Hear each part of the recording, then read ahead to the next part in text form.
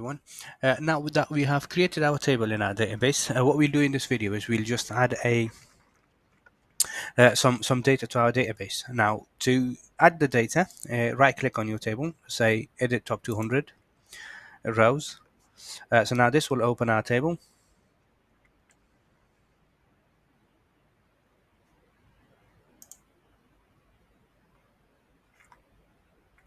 Right, so your table is open right now.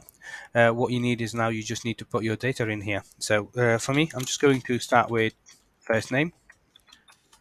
That's last name. You've got address line number 1. That is going to be this is just some dummy data for the demo purpose. And we've got second, well, I'm just going to put address 2 in here. Right, city, Leeds, West Yorkshire, and that's going to be 14. Now commit the data. Right, so what's happened now is you've entered your data, and that's now called a record on your table. Now, as soon as you hit enter, that data is now saved. You can close your table.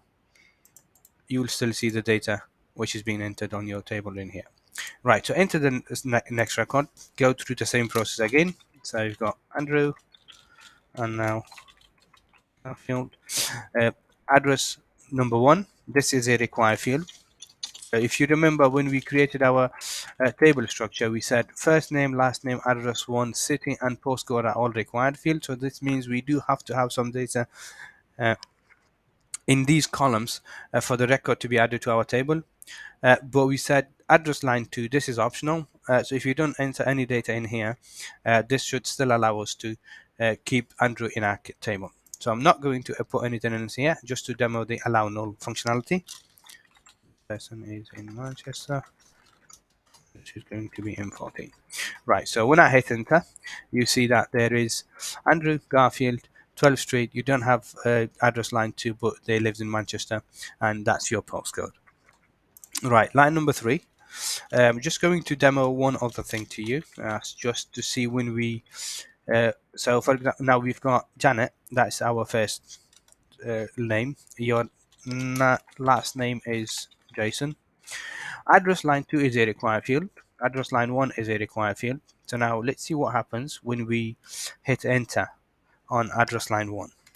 Right, so you'll get an error that's saying is the data in row number 3 was not committed, and you'll see the error source which will explain what the reason is. But the reason in here it says insert the value null into column postcode, which is the column postcode in here, but we know that column number 1 city, and that's also a required field. So that means you need to make all these fields the required fields, they need to be data in it. If they have no data, that's what you'll get.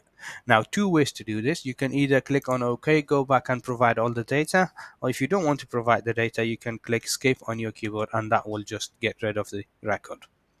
But I'll add some data in here. Just for the demo purpose, just that we need to see how we enter the data in here.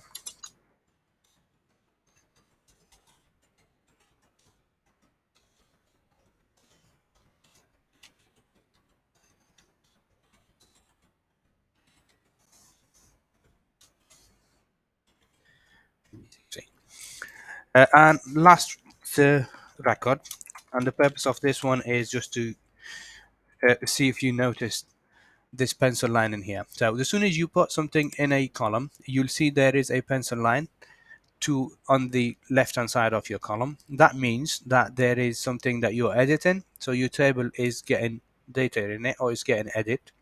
And the other thing that you see when you just click outside that column, you will also see a red warning. What that red warning mean is there has been a change to that column, but it's not saved yet.